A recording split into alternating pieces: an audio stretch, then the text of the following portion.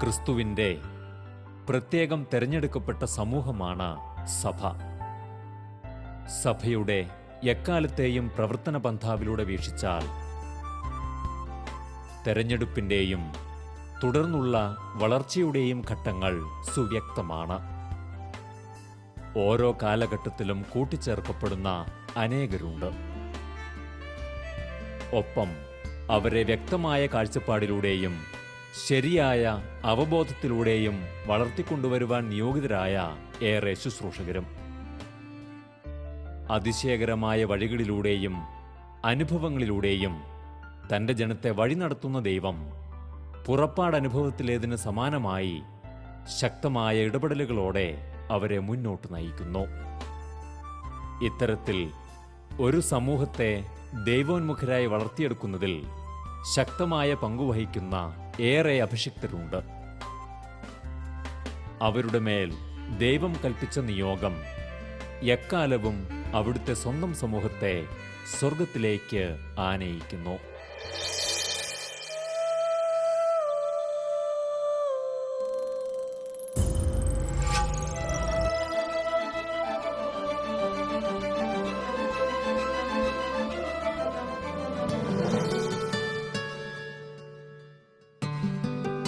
സവിശേഷമായ പെരുമാറ്റ ശൈലി കൊണ്ടും പ്രവർത്തന രീതി കൊണ്ടും കർത്താവിൻ്റെ അജഗണത്തിനിടയിൽ ശ്രദ്ധേയനായ ഒരിടയൻ. തനിക്ക് ഏറ്റവും പ്രിയപ്പെട്ട ഒരു ജനതയെ വളർത്തിക്കൊണ്ടുവരുന്നതിനായി ദൈവം നിയോഗിച്ച പ്രിയ ശുശ്രൂഷകൻ. എളിയവരായ സഭാമക്കൾക്കിടയിൽ ലാളിത്യത്തിൻ്റെയും നിസ്വാർത്ഥ സ്നേഹത്തിൻ്റെയും ഉദാത്ത മാതൃകയായ ജീവിതം. ക്രിസ്തീയ ഭക്തിഗാന രംഗത്തെ തനത് ശൈലി കൊണ്ട് ശ്രദ്ധേയനായ ഗാനശില്പിയായും അധ്യാപകനായും ദൈവശാസ്ത്രജ്ഞനായുമെല്ലാം വ്യക്തിമുദ്ര പതിപ്പിച്ചുകൊണ്ട് മുന്നേറിയ അതുല്യ പ്രതിഭ. പുനലൂർ രൂപതയുടെ മെത്രാൻ റവറൻ ഡോക്ടർ സെൽവിസ്റ്റർ പൊന്നുമുത്തൻ തൻ്റെ പ്രവർത്തന മേഖലകളുടെ വൈവിധ്യം കൊണ്ടും പ്രവർത്തന ശൈലിയുടെ ലാളിത്യം കൊണ്ടും ശ്രദ്ധേയനാണ്. അത്യന്തം സ്നേഹധനനും വിനയാന്യുതനുമായ ഈ കർത്തൃശുശ്രൂഷകന്റെ ജീവിതവീഥികളിലെ ദൈവീക ഇടപെടലുകൾ വിസ്മയകരമാണ്. കാരുണ്യവാനായ ദൈവം താൻ സ്നേഹിക്കുന്ന ഒരു ജനതയുടെ ഇടയിലേക്ക് തൻ്റെ വികാര വായ്പകൾ പകർന്നു നൽകി അവരെ വഴി നടത്തുവാനായി അറിഞ്ഞു നൽകിയ ഈ ഇടയന്റെ കരങ്ങളിലൂടെ അവിടുന്ന് പ്രവർത്തിക്കുന്നു. അദ്ദേഹത്തിൻ്റെ അധരങ്ങളിലൂടെ അവിടുന്ന് സംസാരിക്കുന്നു.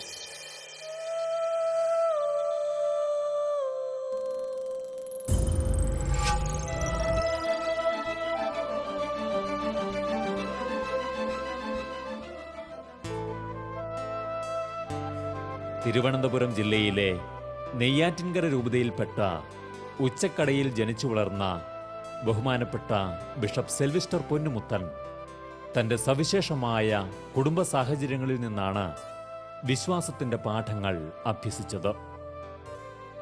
ആ നാട്ടിലെ പ്രശസ്തനായ വ്യാപാരിയായിരുന്ന പൊന്നുമുത്തു നാടാരുടെയും ഭാര്യ തങ്കമ്മയുടെയും 7 മക്കളിൽ 4-മനാണ് അദ്ദേഹം.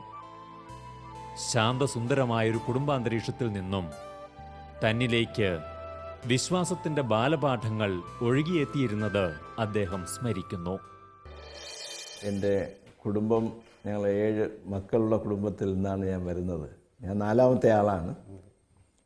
5 ആൺകുട്ടികളും 2 പെൺകുട്ടികളും സഹോദരിമാർ എൻ്റെ അനിയത്തിമാരാണ്. കുടുംബം വളരെയധികം എൻ്റെ ദൈവവിളിയെ സ്വാധീനിച്ചു എന്ന് സന്തോഷത്തോടെ പറയട്ടെ. ഏറ്റവും പ്രധാനമായിട്ട് വളരെ കുഞ്ഞുനാളിൽ തന്നെ എൻ്റെ ഗ്രാൻഡ് ഫാദറും ഗ്രാൻഡ് മദറും അവർ എല്ലാ ദിവസവും ജപമാല പ്രാർത്ഥന ചൊല്ലും. അത് ഒരുമിച്ച് ചെല്ലുമ്പോൾ, പ്രത്യേകിച്ചും ആഹാരം കഴിക്കുന്നതിന് മുമ്പ് അവർ പ്രാർത്ഥന ചെല്ലുമ്പോൾ ഈ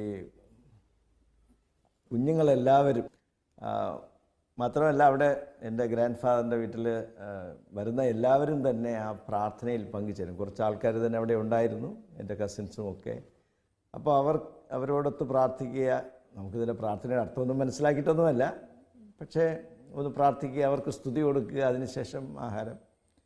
പിന്നെ എൻ്റെ വീട്ടിലായാലും ആ ഒരു പ്രാർത്ഥന, കുടുംബ പ്രാർത്ഥന ഉണ്ടായിരുന്നു. അപ്പോൾ കുടുംബ പ്രാർത്ഥനയ്ക്ക് സഹായമായിട്ട് എൻ്റെ അയൽവാസി കുടുംബം, അവർ വളരെയധികം സാമ്പത്തികമായ ഭദ്രത അല്ല, പക്ഷേ വളരെ വിശ്വാസത്തിൽ വലിയൊരു സമ്പന്നരായ ഒരു കുടുംബം ഉണ്ടായിരുന്നു. ഒരമ്മച്ചിയും ഒരു സഹോദരി, അവർ പിന്നീട് സിസ്റ്ററായി, എന്നെയൊക്കെ ട്യൂഷനൊക്കെ പഠിപ്പിച്ചിട്ടുള്ള സിസ്റ്ററാണ്. പലപ്പോഴും അമ്മ അവരെയൊക്കെ വിളിക്കും വീട്ടിലിരുന്ന് പ്രാർത്ഥിക്കുവാനായിട്ട്.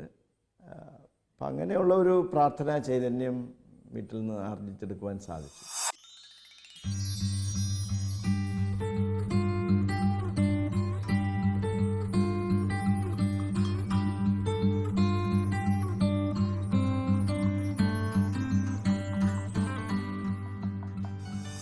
ചെറുപ്പകാലത്തെ സൗഹൃദങ്ങളും പള്ളിയിലേക്കുള്ള അനുദിന യാത്രയും അൾത്താരബാലനായിരുന്ന കാലത്തെ അനുഭവങ്ങളും തുടങ്ങി ബാല്യകാലത്തെ ഓർമ്മകൾ അദ്ദേഹത്തിൻ്റെ ഹൃദയത്തിൽ ഏറെ സന്തോഷവും നന്മകളും ഇന്നും വിതറുന്നു.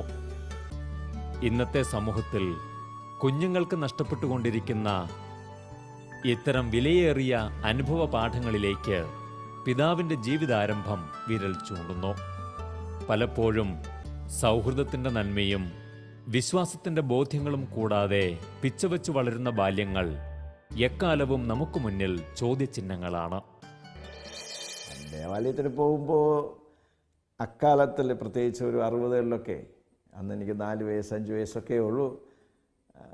പക്ഷെ ഒരു പ്രത്യേകത, നമ്മുടെ ആഗ്രഹമൊക്കെ ഒരു സമ്മാനം കിട്ടുക എന്നുള്ളതായിരുന്നു. അന്ന് അച്ഛനൊക്കെ സമ്മാനം നൽകുന്ന കാലമായിരുന്നു എല്ലാ ദിവസവും പോകുന്നവർക്ക്. അതുകൊണ്ട് തന്നെ സന്തോഷത്തോടെ പോവും, മത്സരം വെച്ച് പോവും. ഈ യാത്രയിൽ പ്രത്യേകിച്ച് അല്പൂടെ ഒരു 3ാം ക്ലാസ് 4ാം ക്ലാസ്സൊക്കെ ആയപ്പോൾ ഞാനും എൻ്റെ അയൽവാസിയായ ഇന്ന് സിസ്റ്ററാണ്, സിസ്റ്റർ നിർമ്മല, അവർ FMCK കോൺഗ്രിഗേഷനിൽ അംഗമാണ്. അവരെന്നെ ട്യൂഷൻ പഠിപ്പിക്കുമായിരുന്നു. അവരോടൊക്കെ പള്ളിയിൽ പോകുമായിരുന്നു. അപ്പോൾ ഈ യാത്രാവേളയിൽ പരിശുദ്ധ കുർബാന സ്വീകരിക്കുന്നതിനെക്കുറിച്ചൊക്കെ അവർ പറയും. വളരെ പ്രത്യേകിച്ച് പറഞ്ഞതിൻ്റെ മനസ്സിൽ മായാതെ നിൽക്കുന്നത്, അന്നൊക്കെ ക്രിസ്മസിനും ഉയർപ്പിനുമാണ് 2 പ്രാവശ്യം കുർബാന സ്വീകരിക്കാൻ അനുവാദമുള്ളത്. അപ്പം അതിൻ്റെ സന്തോഷം അന്ന് ബാലനായ എന്നോട് പറഞ്ഞത് എന്നെ വളരെയധികമായിട്ട് സ്പർശിച്ചു. അപ്പോൾ ഞാൻ ബാലനായിരുന്നു, എന്നെ ട്യൂഷൻ പഠിപ്പിക്കുന്ന ആരാണ് എങ്കിൽ തന്നെ അവർ എന്നോട് പറയുമായിരുന്നു, എനിക്കൊരു സിസ്റ്ററൊക്കെ ആകണമെന്ന് ആഗ്രഹമുണ്ട്, പ്രാർത്ഥിക്കണമെന്ന്. അപ്പം അത് എൻ്റെ മനസ്സിൽ വളരെ വല്ലാതെ ഒരു ആകർഷണമായിട്ട് തന്നെ നിൽപ്പുണ്ടായിരുന്നു, വൈദികനാകണമെന്നും. പക്ഷേ എങ്കിലും ഞാൻ വളരെ ചെറുപ്പത്തിലെ തന്നെ നിർബന്ധമായിട്ടും വൈദികനാകണമെന്നുള്ള ആഗ്രഹം ആരോടും പറഞ്ഞിട്ടില്ലായിരുന്നു. കാരണം അത് അല്പൂടെ സമയമെടുക്കട്ടെ, ഒരു 7ാം ക്ലാസ് അല്ലെങ്കിൽ. പക്ഷെ ഉള്ളിലെപ്പോഴും വേറൊരു കാര്യമുള്ളത്, എൻ്റെ ജ്യേഷ്ഠന്മാരെക്കുറിച്ച് പല അച്ഛന്മാർക്കും കരുതലൊക്കെ ഉണ്ടായിരുന്നു. ഇപ്പോൾ ഒരു സഹോദരനെ ഒരച്ഛൻ ഇവിടെ ധ്യാനിപ്പിക്കാൻ വന്നപ്പോൾ പാങ്ങോടിൽ നിന്നാണെന്ന് തോന്നുന്നു, പാങ്ങോട് ആശ്രമമൊക്കെ കാണിച്ചു കൊടുക്കാനായിട്ട് കൊണ്ടുപോവുകയും ചെയ്തു. പോയിട്ട് ജ്യേഷ്ഠൻ തിരിച്ചൊക്കെ വന്നു. അപ്പോൾ ചിലപ്പോൾ അവരൊക്കെ അച്ഛന്മാർ പലരുമൊക്കെ കരുതിയിരുന്നതൊക്കെ അവരൊക്കെ വൈദികരൊക്കെ ആകുമെന്നോ ഒക്കെ ആയിരുന്നു. പക്ഷേ ഞാനൊന്നും കൂടുതലൊന്നും പറഞ്ഞില്ല, എന്നെ അങ്ങനെ പരിഗണിച്ചുമില്ലായിരുന്നു. ഞാൻ വളരെ പൊക്കത്തിലും കുറവായിരുന്നതുകൊണ്ട്. ഞാൻ സ്കൂളിൽ പഠിച്ച് ഹൈസ്കൂളിലൊക്കെ ആയപ്പോൾ വളരെ തീവ്രമായ ആഗ്രഹം തന്നെ ഉണ്ടായിരുന്നു. ഏതായാലും 10ാം ക്ലാസ് കഴിഞ്ഞതിന് ശേഷം മറ്റുള്ളവരോട് പറയണമെന്നുള്ള തീരുമാനമായിരുന്നു എനിക്കുണ്ടായിരുന്നത്. പക്ഷെ 10ാം ക്ലാസ് പഠിക്കുന്ന സമയത്ത്, പരീക്ഷയൊക്കെ എഴുതി അങ്ങനെ നിൽക്കുന്ന സമയത്ത്, അന്നത്തെ വികാരിയച്ഛൻ എന്നോട്, എൻ്റെ പപ്പായോട് ചോദിച്ചു, ഇങ്ങനെ മകന് വൈദികന് ആഗ്രഹമുണ്ടെങ്കിൽ ഒന്ന് സമ്മതിക്കുമെന്ന് ചോദിച്ചു. അപ്പോൾ പപ്പ പറഞ്ഞത്, എൻ്റെ ഇഷ്ടമല്ല, അത് അവൻ്റെ ഇഷ്ടമാണ്, അവനിഷ്ടമാണെങ്കിൽ ഒരു തടസ്സവുമില്ല എന്ന് പറഞ്ഞു. അപ്പോൾ അതിനുശേഷം എന്നെ കാണണമെന്നൊക്കെ ആഗ്രഹം പ്രകടിപ്പിക്കുകയും ഞാൻ അച്ഛനെ പോയി കണ്ടു. അപ്പോൾ അച്ഛൻ ചോദിച്ചു, വൈദികനാകാൻ താല്പര്യമുണ്ടോ എന്ന് ചോദിച്ചു. അപ്പോൾ ഞാൻ പറഞ്ഞു, 10ാം ക്ലാസ് പാസ്സായതിന് ശേഷമേ ഞാൻ തീരുമാനിക്കുകയുള്ളൂ. എനിക്ക് ആഗ്രഹമുണ്ട് 10ാം ക്ലാസ് റിസൾട്ട് വന്നതിന് ശേഷം, കാരണം എനിക്ക് അല്പം ഭയം ഉണ്ടായിരുന്നു 10ാം ക്ലാസ് പാസ്സാകുമോ ഇല്ലയോ. 10ാം ക്ലാസ് പാസ്സായില്ലെങ്കിൽ മറ്റുള്ളവരൊക്കെ പറയും ദൈവവിളി ഇല്ലാത്തതുകൊണ്ടാണ് പാസ്സാകാത്തത് എന്ന് പറയും എന്നുള്ളൊരു ഉള്ളിലൊരു ചിന്തയുണ്ടായിരുന്നു. പക്ഷേ അച്ഛൻ പറഞ്ഞു അതിലും ഇപ്പോൾ അവിടെ അതിനുള്ള എൻട്രൻസ് ടെസ്റ്റുകളൊക്കെ ഉള്ള സമയമാണ്, പോവുക, പാസ്സായാൽ മാത്രമേ അവരെടുക്കുകയുള്ളൂ എന്ന് പറഞ്ഞു.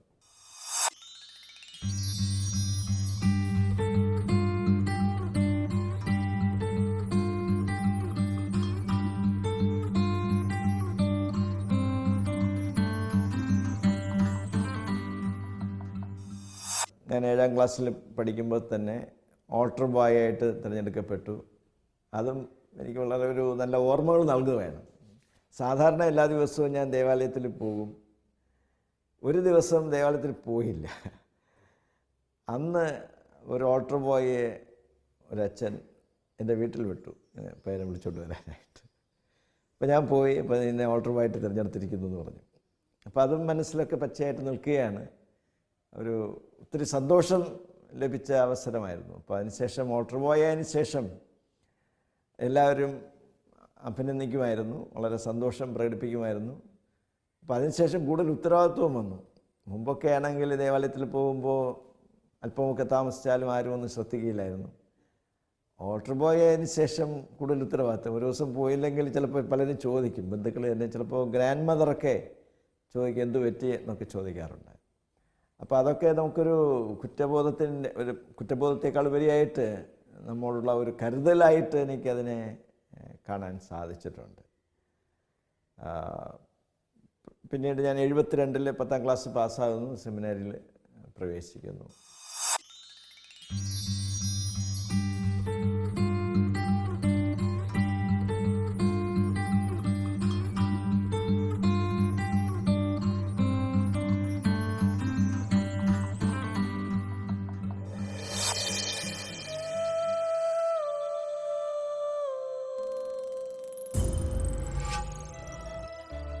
സവിശേഷമായൊരു സംസ്കാരമാണ് നെയ്യാറ്റിൻകര ഭാഗത്തെ നാടാർ വിഭാഗത്തിൽപ്പെട്ട ജനതയ്ക്ക് സ്വന്തമായുള്ളത്.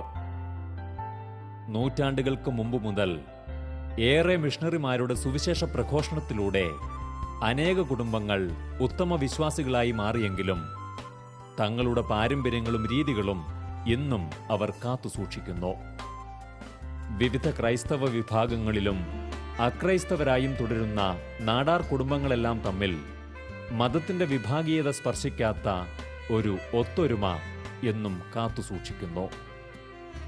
സാംസ്കാരികമായ ഏറെ സവിശേഷതകൾക്കു പുറമെ മതേതര വിവാഹങ്ങളും ഇവർക്കിടയിൽ പതിവാണ്. അങ്ങനെയാണ് അക്രൈസ്തവ നാടാർ കുടുംബാംഗമായിരുന്ന തങ്കമ്മയെ വീട്ടുകാരുടെ ആലോചനപ്രകാരം തന്നെ പിതാവിന്റെ പപ്പ പൊന്നുമുത്ത് നാടാർ വിവാഹം കഴിക്കുന്നത്. തികച്ചും വ്യത്യസ്തവും അപരിചിതവുമായിരുന്ന ഒരു സാഹചര്യത്തിലേക്കും വിശ്വാസ പശ്ചാത്തലത്തിലേക്കും കടന്നുവരാനിടയായപ്പോൾ അത് ഉൾക്കൊള്ളുവാൻ പിതാവിന്റെ അമ്മ ആദ്യമൊക്കെ ഏറെ ക്ലേശിച്ചുവെങ്കിലും പിന്നീട് ഒരു ഉത്തമ വിശ്വാസിയായി മാറി. വ്യക്തമായ തിരിച്ചറിവുകൾ ഒരു വ്യക്തിയുടെ വിശ്വാസത്തിന്റെ തലത്തിൽ വരുത്തുന്ന മാറ്റങ്ങൾക്ക് ഉത്തമ ഉദാഹരണമാണ് ഈ അമ്മ. ഇപ്പോൾ ഇവർ തന്റെ സമയം മുഴുവൻ ചെലവഴിക്കുന്നത് ഇടതടവില്ലാതെ ജപമാല ചൊല്ലിക്കൊണ്ടാണ്. പ്രധാനമായിട്ടും പപ്പായുടെയും അമ്മയുടെയും ജീവിതം എടുക്കുമ്പോഴും വളരെയധികമായിട്ട് ഇൻസ്പിറേഷനുണ്ട്. പപ്പ ഒരിക്കലും പ്രാർത്ഥിക്കാൻ പറയില്ല, പക്ഷേ എല്ലാ ദിവസവും എണീറ്റ ഉടനെ കട്ടിലിൻ്റെ ഇരുന്നിട്ട് ഒത്തിരി സമയം നിശബ്ദമായിട്ട് പ്രാർത്ഥിക്കുന്നത് കാണാം. അമ്മയെ സംബന്ധിച്ചിടത്തോളം അമ്മയുടെ ബാക്ക്ഗ്രൗണ്ട്, അമ്മ ഹിന്ദു ആയിരുന്നതാണ്. ഞങ്ങളുടെ പ്രത്യേകമായ ഒരു പശ്ചാത്തലത്തിൽ വിവാഹത്തോടുകൂടെ പുരുഷൻ്റെ മതം സ്വീകരിക്കുന്ന ഒരു സാഹചര്യമാണ്. ആ ഒരു കൾച്ചറൽ ബാക്ക്ഗ്രൗണ്ടിലാണ്. അമ്മയും ആദ്യം കല്യാണം കഴിഞ്ഞതിന് ശേഷം കൂടുതലായിട്ട് പള്ളിയുമായിട്ടൊന്നും അടുത്ത ആളല്ല.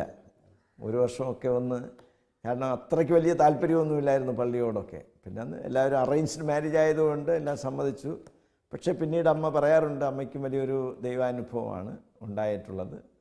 പ്രത്യേകിച്ച് അമ്മയുടെ ആ ഒരു വിശ്വാസ വളർച്ചയിൽ പല വ്യക്തികളും എൻ്റെ ഗ്രാൻഡ് ഫാദറിൻ്റെ അല്ലെങ്കിൽ പപ്പായുടെ ബന്ധുക്കൾ പലരുമൊക്കെ വരികയും പപ്പായോട് എല്ലാവർക്കുമൊക്കെ സ്നേഹമായിരുന്നതുകൊണ്ട് വീട്ടിൽ വരിക. പിന്നെ അമ്മയും വളരെ 8 വർഷത്തോളം ഗ്രാൻഡ് ഫാദറും ഗ്രാൻഡ് മദറുമായിട്ട് തന്നെയാണ്, പ്രത്യേക കഞ്ഞിയും കറിയും വയ്ക്കാതെ ഒരുമിച്ച് തന്നെയാണ് കഴിഞ്ഞത്.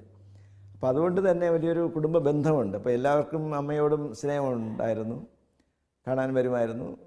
പ്രത്യേകിച്ചും വിശ്വാസത്തിൽ തന്നെ ചിലരൊക്കെ ഇങ്ങനെ പള്ളിയിൽ പോകണമെന്നൊക്കെ പ്രേരിപ്പിക്കുമായിരുന്നു.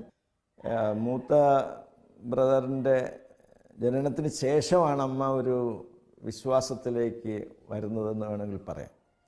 അപ്പം അതിനുശേഷം അമ്മയെ സംബന്ധിച്ചിടത്തോളം ഈ കുടുംബ പ്രാർത്ഥന എന്നുള്ളത് വളരെ ഒരു അവിഭാജ്യ ഘടകമായിട്ട് മാറി. ആദ്യമൊക്കെ വിശ്വാസത്തെക്കുറിച്ചൊക്കെ കേൾക്കാനും എടുക്കാനും ഒക്കെ എൻ്റെ അയൽവാസിയായ സിസ്റ്റർ നിർമ്മലയുടെ അമ്മ ഒരു വാസ്തവത്തിൽ ഒരു വിശുദ്ധയായ സ്ത്രീയാണ്. അവർ വന്ന് ജീവിതത്തിലെ കഷ്ടപ്പാടുകളുടെ മധ്യത്തിലും കർത്താവിൻ്റെ സഹനത്തെക്കുറിച്ചും ജീവിതത്തെക്കുറിച്ചും ഒക്കെ വളരെ ലാളിത്യത്തോടുകൂടെ പറയുന്നതൊക്കെ എനിക്ക് കേൾക്കാൻ സാധിച്ചിട്ടുണ്ട്. കാരണം വെള്ളം കോരാനൊക്കെ ഞങ്ങളുടെ വീട്ടിലെ കിണറിൽ അവിടെ വരുമ്പോൾ അവരുടെ സ്ത്രീകളുടെ സംഭാഷണം വളരെയധികമായിട്ടൊരു ഇൻഫോർമലാണെങ്കിലും അമ്മയൊക്കെ വളരെ സഹായിച്ചിട്ടുണ്ട്. അതുകൊണ്ട് തന്നെ അമ്മ എപ്പോഴും സന്തോഷിക്കുമായിരുന്നു മറ്റുള്ളവരുമായിട്ട് ഒരുമിച്ചതെന്നുള്ള ആ പ്രാർത്ഥന. അപ്പോൾ ഇന്നത്തെ കുടുംബങ്ങളെക്കുറിച്ച് അച്ഛൻ ചോദിച്ചപ്പോൾ നമുക്ക് ഓരോ കുടുംബവും യുണീക്കാണ്. ഏറ്റവും അടിസ്ഥാനപരമായിട്ട് പ്രാർത്ഥിക്കുന്ന കുടുംബത്തിലാണ് ദൈവവിളി ഉണ്ടാകുന്നത്. കുടുംബ പ്രാർത്ഥന വാസ്തവത്തിൽ ആ കുടുംബത്തിലൊരു സന്തോഷവും ഒരു കൂട്ടായ്മയും ഒക്കെ ഉണ്ടാക്കും. പ്രശ്നങ്ങളുണ്ടാകില്ല എന്നല്ല, പ്രശ്നങ്ങൾ തന്നെ ഇഷ്ടംപോലെ പ്രശ്നങ്ങളൊക്കെ ഉണ്ടാകും. തെറ്റിദ്ധാരണകളോ വഴക്കുകളോ കൊച്ചു വഴക്കുകളൊക്കെ ഉണ്ടായാൽ പോലും പൗലോസ് അപ്പോസ്തലൻ എഫേസ്യക്കാരുടെ ലേഖനത്തിൽ പറയുന്നത് പോലെ സൂര്യൻ അസ്തമിക്കുന്നതിന് മുമ്പേ നിങ്ങളുടെ എല്ലാ കലഹങ്ങളൊക്കെ അവസാനിപ്പിക്കുക എന്ന് പറയുന്ന രീതിയിൽ വാസ്തവത്തിൽ ഈ കുടുംബ പ്രാർത്ഥന ഒരു ഹീലിംഗ് സർവീസാണ്. നമ്മുടെ മുറിവുകളെ ഉണക്കുന്ന ഒരു ഹീലിംഗ് സർവീസ് കൂടെയാണ് കുടുംബ പ്രാർത്ഥന. അപ്പോൾ ഇന്ന് പലപ്പോഴും പല പ്രോഗ്രാംസ്, എല്ലാവർക്കും സമയമില്ലാത്ത ഒരവസ്ഥ, ജോലി ചെയ്ത് ക്ഷീണിച്ച് വരുമ്പോഴുണ്ടാകുന്ന അവസ്ഥ, പിന്നെ ഒത്തിരി മീഡിയയുടെ സ്വാധീനം ഇതൊക്കെ ബാധിക്കുന്നുണ്ട്. പക്ഷേ എങ്കിലും പല ഇടവുകളിലും അല്ലെങ്കിൽ പല പ്രോഗ്രാംസിലൂടെ വീണ്ടും ഈ റിവൈവൽ ഉണ്ടാകുന്നു എന്നാണ് എനിക്ക് തോന്നുന്നത്. കുടുംബ പ്രാർത്ഥനയുടെ ആവശ്യകത കാരണം കുറേ അടുത്ത കാലത്തുണ്ടായിരുന്നതിനേക്കാളും പ്രാർത്ഥനയോടും ആധ്യാത്മികതയോടും ഒരു ആഭിമുഖ്യം കൂടുന്നുണ്ടെന്നാണ് എൻ്റെ വിശ്വാസം.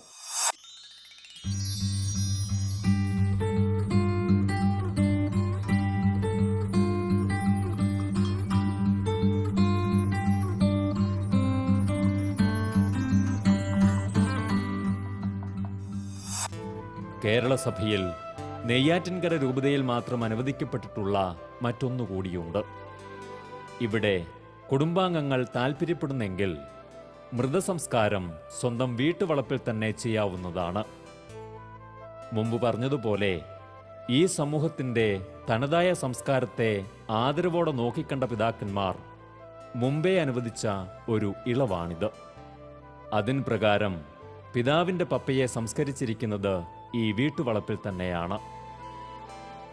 സവിശേഷമായ ഒത്തൊരുമയും സഹകരണ മനോഭാവവുമുള്ള ഏറെ പ്രത്യേകതകളോടുകൂടിയ ഈ സമൂഹം കേരള ജനതയ്ക്ക് മുഴുവൻ മാതൃക തന്നെയാണ്. മതത്തിനപ്പുറമുള്ള ഈ സമൂഹത്തിൻ്റെ സ്നേഹവും സഹകരണവും മനസ്സിലാക്കിയപ്പോഴാണ് ശ്രീനാരായണ ഗുരു മതമേതായാലും മനുഷ്യൻ നന്നായാൽ മതി എന്ന പ്രസ്താവന നടത്തിയതത്രേ. ഈ ജനതയ്ക്കിടയിൽ വളർന്നുവന്ന ബഹുമാനപ്പെട്ട സെൽവിസ്റ്റർ പിതാവിൻ്റെ കാഴ്ചപ്പാടുകളിൽ കലർപ്പില്ലാത്ത മനുഷ്യസ്നേഹവും സേവന സന്നദ്ധതയും എളിമയും വലിയ സ്ഥാനം പിടിച്ചതിൽ അതിശയമില്ല. സാമൂഹിക പശ്ചാത്തലവും ജീവിത മാതൃകകളും ഒരു വ്യക്തിയിൽ ചെലുത്തുന്ന സ്വാധീനത്തെ അദ്ദേഹത്തിൻ്റെ അനുഭവങ്ങൾ നമ്മെ ഓർമ്മപ്പെടുത്തുന്നു. അപ്പോൾ അങ്ങനെ ആകുമ്പോൾ ഈ ദൈവവിളിയെക്കുറിച്ച് ഇന്നിപ്പം പൊതുവേ പറയുന്ന ഒരു പരാതി ദൈവവിളി കുറയുന്നതാണ്. അപ്പോൾ പിതാവിൻ്റെ കാഴ്ചപ്പാടിൽ അതിൻ്റെ എന്താണ്, കുറയുന്നുണ്ടോ കൂടുന്നുണ്ടോ അതോ ഇങ്ങനെ മീഡിയമായിട്ട് പോകുന്ന ഒരവസ്ഥയാണോ? ഇപ്പം ദൈവവിളി നമ്മൾ ഒന്നാമതായിട്ട് വൈദിക ദൈവവിളിയെക്കുറിച്ച് കാണണം, സന്യാസ ദൈവവിളിയെക്കുറിച്ച് കാണണം. വൈദിക ദൈവവിളി ഇപ്പോൾ പൊതുവെ നോക്കുമ്പോൾ തീരെ കുറവല്ല, ഒന്ന് മുമ്പത്തേക്കാളും മോശമല്ലാത്ത രീതിയിൽ മുന്നോട്ട് പോകുന്നു.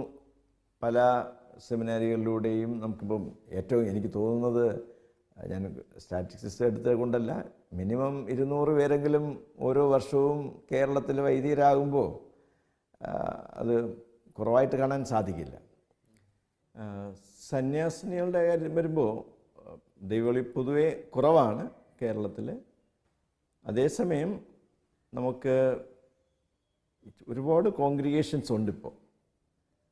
ഇപ്പോൾ എല്ലാ കോൺഗ്രിഗേഷനിലും 1-2 കിട്ടുമ്പോൾ പെട്ടെന്ന് തോന്നുകയില്ല ദൈവവിളി ഉണ്ടെന്ന്. പക്ഷെ പലർക്കും ദൈവവിളി, പല കോൺഗ്രിഗേഷൻസും ദൈവവിളി ഉണ്ട്.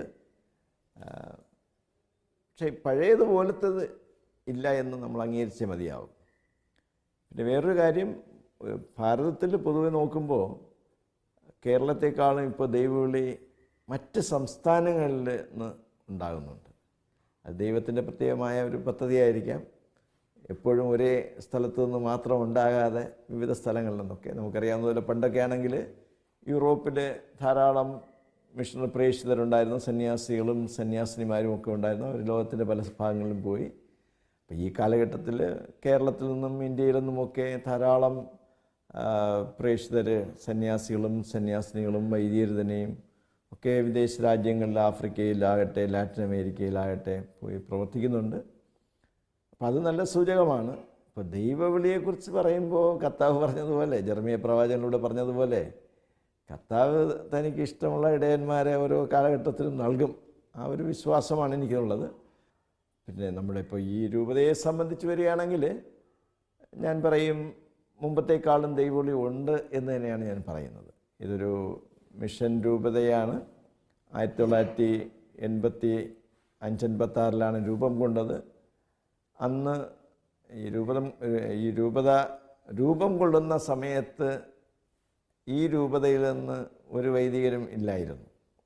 പക്ഷെ ഇന്ന് 8 പേര് വൈദികരായി. ഏകദേശം 15-ഓളം വൈദിക വിദ്യാർത്ഥികൾ തന്നെ ഉണ്ട്.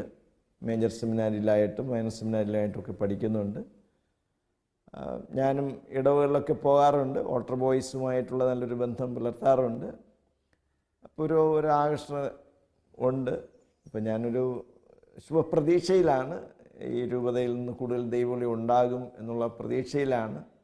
പിന്നെ ഒരു കാര്യം നമ്മൾ ഓർക്കേണ്ടത്, അല്പമൊക്കെ ഞാനും സമ്മതിക്കുന്ന ഒരു കാര്യമാണ്, പണ്ടത്തെ പോലത്തെ ഒരു കമ്മിറ്റ്മെൻറ്റ് ഇന്ന് അത്ര ഉണ്ടോ എന്നൊരു സംശയമുണ്ട്. പണ്ടൊക്കെ ആണെങ്കിൽ എല്ലാം ത്യജിച്ചുകൊണ്ട് പോകുന്ന, എന്തിനും തയ്യാറായി പോകുന്ന ഒരുപാട് പ്രേക്ഷിതരുണ്ടായിരുന്നു. അപ്പോൾ ഇന്ന് ആ ഒരു കമ്മിറ്റ്മെൻറ്റൊക്കെ അല്പം കുറവാണ്. അതുകൊണ്ട് തന്നെ നമ്മൾ ദൈവവിളി പ്രോത്സാഹിപ്പിക്കുന്നതോടൊപ്പം ദൈവവിളിയുടെ ക്വാളിറ്റി, അതിൻ്റെ കമ്മിറ്റ്മെൻ്റ് ആസ്പെക്റ്റിൽ കൂടുതൽ ഊന്നൽ നൽകണം എന്നാണ് എൻ്റെ അഭിപ്രായം. അത് നമ്മളെല്ലാവരും ചെയ്യേണ്ട കാര്യങ്ങളാണ്.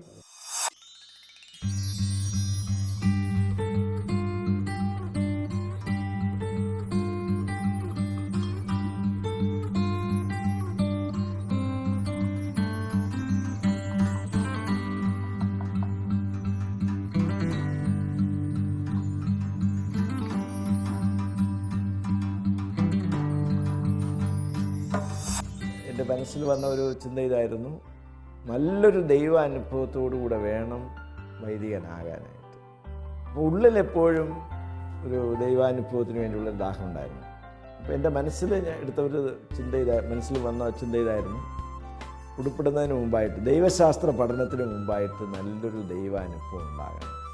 ഒരു വ്യക്തി വൈദികനാകുമ്പോൾ പൂർണ്ണനായിട്ടല്ല വൈദികനാകുന്നത്. അപ്പോൾ മരിക്കുന്നത് വരെ നമ്മൾ ഈ പ്രയാണം നടത്തിക്കൊണ്ടേയിരിക്കണം. അതും വളരെയധികമായിട്ട് ഇന്നും ഞാൻ മനസ്സിൽ കാത്തു സൂക്ഷിക്കുന്ന വാക്യങ്ങളിലൊന്നാണ്. എൻ്റെ ആ കൺവിക്ഷനും പ്രവർത്തന ശൈലിക്കും കൂടുതലൊരു ആക്കം കിട്ടിയിട്ടുണ്ട്. എന്ന് പറഞ്ഞാൽ സുസുവാക്യം പിതാവിൻ്റെ ഒരു പ്രെയർ ലൈഫ് എന്ന് പറയുന്നത് ഒരു വളരെ എഡിഫൈങ് ആണ്, നോ ഡൗട്ട്.